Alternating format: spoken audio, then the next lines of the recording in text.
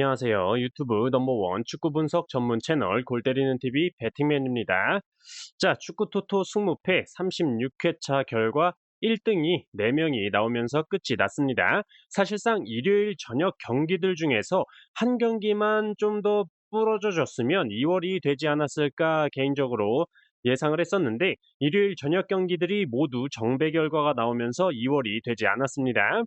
자, 일단 축구 토토 승무패 36회차 결과도 결과지만 저는 일요일 밤에 대한민국 대 일본 17세 이하 아시안컵 결승전을 보면서 진짜 축구를 보면서 심판 때문에 이 정도로 화가 났던 적은 없었던 것 같은데, 저도 심판 자격증이 있기 때문에 경기를 보는데 이건 솔직히 말해서 일부러 편파적인 판정을 하는 거다라고 생각이 들더라고요. 기본적으로 옐로 카드를 줄 상황도 아닌데 우리나라 고종현 선수의 옐로 카드 2장을 남발을 하면서 퇴장으로 수적으로 불리한 상황을 만들었고, 첫 번째 일본의 골이었던 프리킥도 사실상 반칙을 한 지점이 아닌 두세 발자국 더 앞에서 차는데도 심판이 아무런 제재를 하지 않았죠. 그냥 경기 내내 '심판 뭐지?' 라는 생각이 계속 들었는데, 경기 막판에 이건 진짜 지나가던 개가 봐도 페널티킥이다 왈왈 할 수 있을 정도로 페널티 박스 안에서 김명준 선수가 볼을 먼저 터치를 했고, 그 후에 골키퍼가 다리를 손으로 치면서 걸려 넘어지는 상황이 나왔는데, 그걸 그냥 넘어가고 이 장면으로 항의를 한다고 오히려 우리나라 변성환 감독님께 옐로 카드를 주더라고요. 정말 '야, 이런 경기는 있어서는 안 되는 경기였다.'라는 생각이 많이 들었고, '심판이 지배를 한 경기였다.'라고 말씀을 드릴 수 있을 것 같고, 무슨 우리나라의 억하심정이 있어서인지는 모르겠지만 이런 편파 판정은 너무나도 보기 힘들었다라고 말씀을 드릴 수 있을 것 같습니다. 11월에 인도네시아에서 17세 이하 월드컵이 열리게 되는데, 그때 좀 다시 한번 일본을 만나서 정상적인 심판 판정 아래서 다시 한번 붙어봤으면 좋겠네요. 뭐 잠깐 흥분을 했는데 가라앉히고 본론으로 돌아와서 축구 토토 승무패 36회차 결과들에 대해서 쭉 말씀을 드려보도록 하겠습니다. 결과가 나왔고 내가 몇 등을 했고 몇 개를 틀렸는지만 확인하고 다음 회차로 바로 넘어가는 게 아니라, 최소한 내가 이렇게 찍었는데 저렇게 결과가 나왔구나 하면서 최대한 간단간단하게만 말씀을 드릴 테니까 편안하게 들어주시면 될 것 같습니다. 영상 시작 전에 좋아요 눌러주시는 거 잊지 마시고, 아직도 구독 안 누르고 보시는 분들 구독 꼭 눌러주시고 좋아요 함께 눌러주시면 감사하겠습니다. 누르셨으면 시작해 보도록 하겠습니다. 자, 1번 경기 가시마 대 교토상가였죠. 일단 이 경기는 가시마의 승무 투픽으로 멤버십 분들께 최종 픽 공유를 드렸다가, 토요일 구매 마감 2시간 전에 2월도 아닌데 96,000원을 쓰기는 좀 그래서 구매 금액을 줄이려고 어떤 픽을 하나 뺄까 고민을 하다가 배당 변경되는 걸 확인해 보니 가시마의 무승부는 좀 없을 것 같다 생각이 들어서 무승부를 빼고 가시마의 단통 승으로 변경을 했었는데, 결과는 0대0 무승부가 나왔죠. 가시마가 홈에서 분명히 경기를 주도를 했고 유효 슈팅도 더 많이 하는 모습을 보여줬는데, 아쉽게 골대를 빗나가거나 골키퍼 정면으로 가는 슈팅들만 나오면서 0대0으로 양팀 모두 득점 없이 끝이 났던 경기였습니다. 자, 2번 경기 니가타 대 산프이로.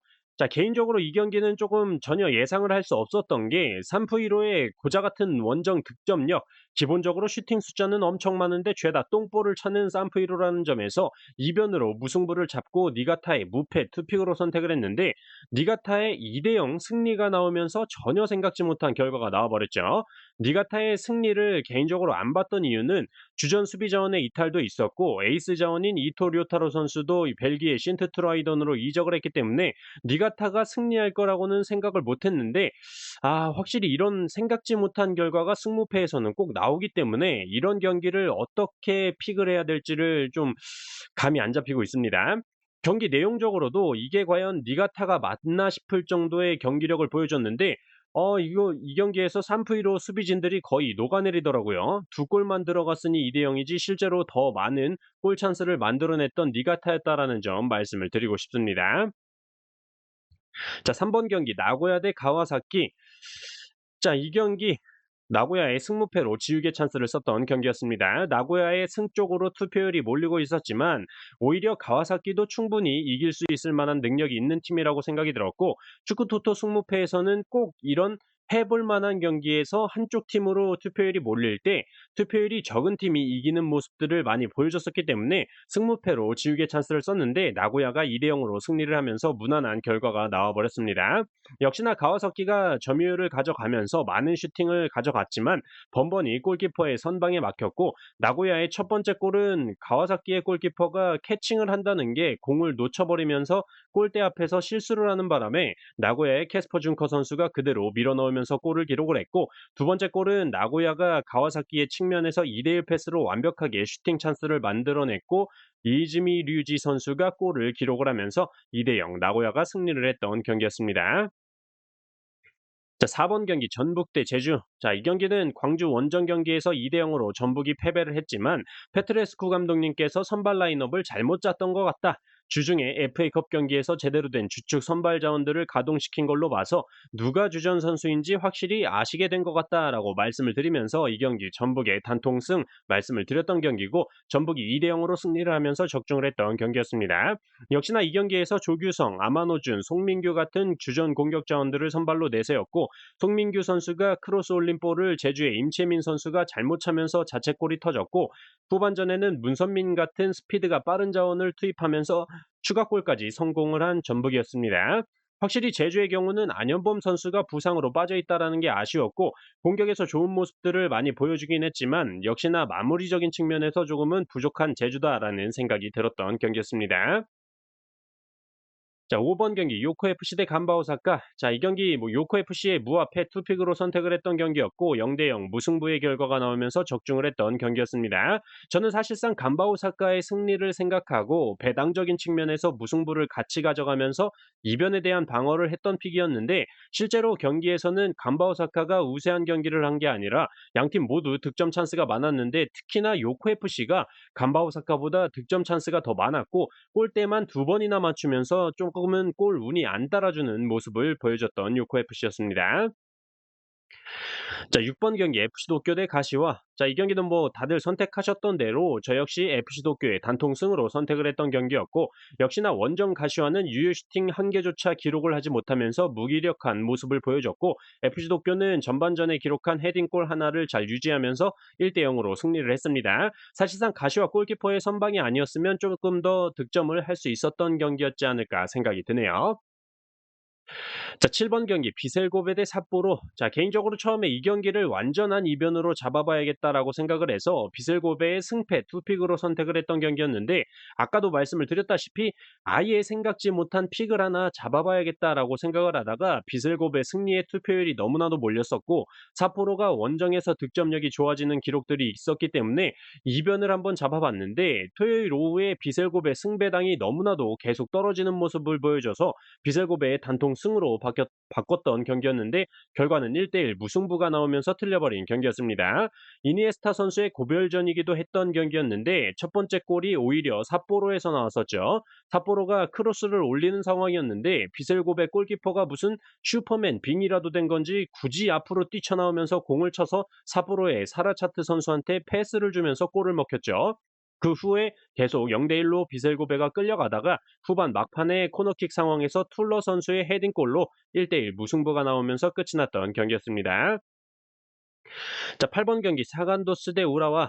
자, 이 경기는 우라와가 홈과 원정 경기력의 차이가 너무나도 심하다. 홈에서는 18득점을 기록 중이지만 원정에서는 7득점밖에 기록을 하지 못하고 있는데 특이하게도 원정에서 실점 역시 더럽게 안 한다 말씀을 드렸었죠. 반대로 사간도스 역시 홈에서 득점력이 원정보다 낮은 상황이기 때문에 무승부가 나올 가능성이 커 보인다 말씀을 드리면서 사간도스의 단통 무승부 선택을 했던 경기였습니다. 근데 항상 승무패에서 자주 나오는 상황이 있는데 무승부의 투표율이 가장 많이 몰릴 때에는 반드시 배당상 정배당도 함께 선택을 해가는 게 안전하다라고 생각이 드네요.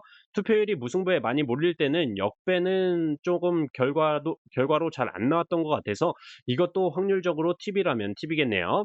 어쨌든 경기는 사간도스가 헤딩골로 선제골을 뽑아냈지만 바로 이어서 우라와의 호세 캉테 선수가 측면에서 낮고 빠른 패스를 동점골로 성공을 시켰죠.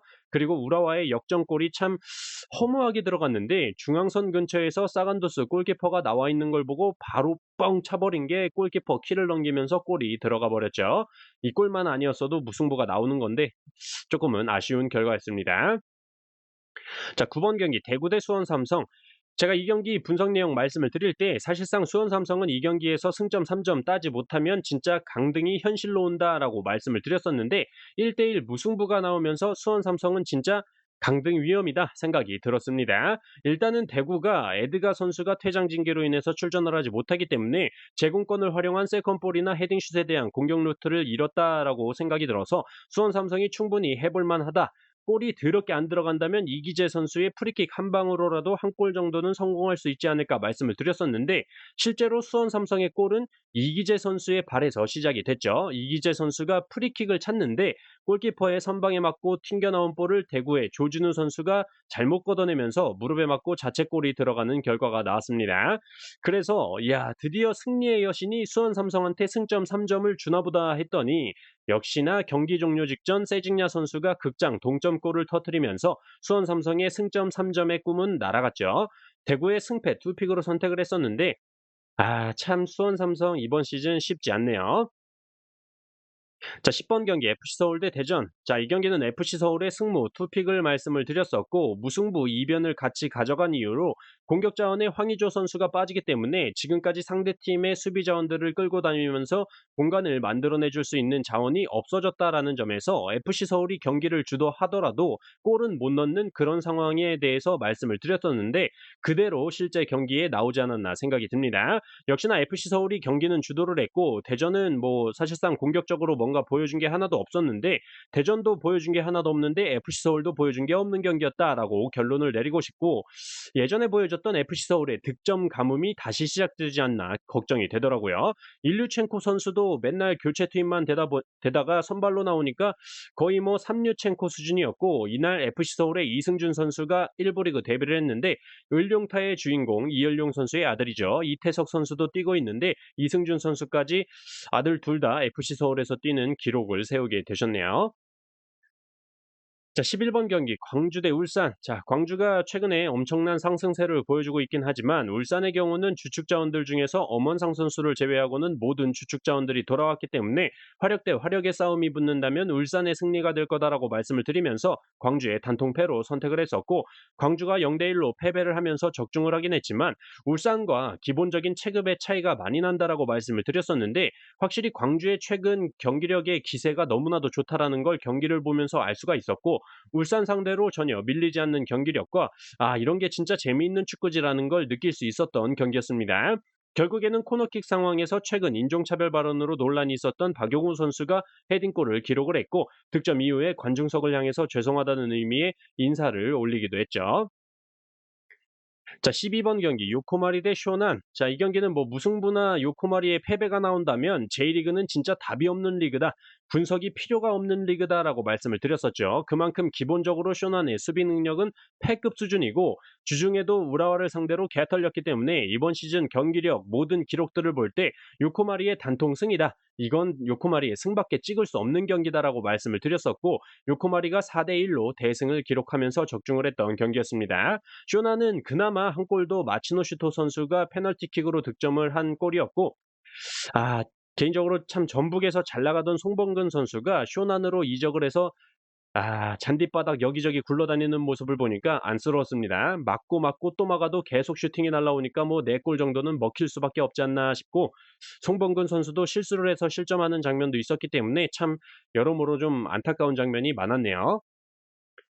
자, 13번 경기 포항 대 수원FC. 자, 일단 이 경기는 포항의 승리는 기본적으로 가져가야 되는 경기다라고 말씀을 드렸지만 저는 축구토토 승무패이기 때문에 포항의 승에 이렇게 투표율이 몰렸을 때 단통 무승부로 이변을 한번 누려보겠다라고 말씀을 드렸었죠. 그 이유로 수원FC의 중원에 이영재 선수가 상무에서 전역을 하면서 복귀를 했다라는 점과 공격 자원의 로페즈 선수 예전에 전북에서 활약을 했던 그 로페즈 선수를 영입했다라는 점에서 뭔가 반전을 보여줄 수 있지 않을까 생각을 했었는데 역시나 포항의 홈은 너무나도 강했습니다. 포항의 이호재, 제카 선수의 제공권을 활용한 공격에 맥을 못 추는 모습을 보여줬고 박승욱 선수의 크로스가 너무나도 좋은 모습을 보여줬죠. 또한 이승모 선수와 트레이드에서 데려온 한찬희 선수가 발리슛을 성공시키면서 성공적인 트레이드였다라는 점을 보여줬어요. 포항이 확실히 좋은 모습을 많이 보여주긴 했지만 수원FC가 그래도 후반전에 로페즈 선수가 교체 투입이 되면서 골대도 맞추고 공격적으로 조금은 좋은 모습을 보여줬다라고 생각이 들어서 수원FC는 수원 삼성처럼 희망이 없어 보이지는 않는다라고 말씀을 드리고 싶네요. 자, 14번 경기 인천 대 강원. 자, 이 경기는 인천이 홈에서 8경기 동안 무승일 정도로 득점에 어려움을 겪고 있긴 하지만 천성훈 선수가 부상해서 복귀를 했고 주중 FA컵 경기에서도 멀티골을 기록을 하면서 득점력을 끌어올렸기 때문에 외국인 용병 자원들과 스트라이커 천성훈 선수의 조합은 인천의 승리를 가져다 줄 것이다 말씀을 드리면서 인천의 단통승 말씀을 드렸었고 인천이 1대 0으로 승리를 하면서 적중을 하긴 했으나 사실상 선발 라인업을 봤었을 때 사실 조금은 쫄았었습니다. 외국인 용병 자원들을 모두 로테이션을 돌리면서 국내파 선수들로만 구성을 했기 때문에 제 예상과는 좀 다른 그림이 나올 수도 있겠다 조금은 생각이 들었었는데 전반 시작하자마자 5분 만에 김민석 선수가 골을 기록하면서 인천이 앞서 나갔고 강원은 역시나 이정엽 선수 말고는 대안이 없는 상황이라고 말씀을 드렸듯이 이정엽 선수가 공격에 풀타임 출전을 했고 역시나 이렇다 할 모습을 보여주지 못했죠.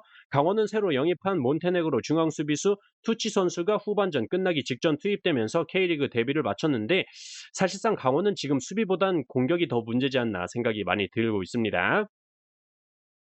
자, 이렇게 축구토토 승무패 36회차 결과에 대해서 간단하게만 말씀을 드려봤습니다. 이번 주말 축구토토 승무패 37회차 J리그와 K리그2 경기들이 들어왔기 때문에 이번 한 주 또 열심히 분석해서 골 때리는 TV 가족분들께 도움될 수 있도록 노력하겠고 저는 수요일 밤 축구토토 승무패 37회차 골대법으로 폴더 수줄이기 영상으로 찾아뵙도록 하겠습니다. 이상입니다.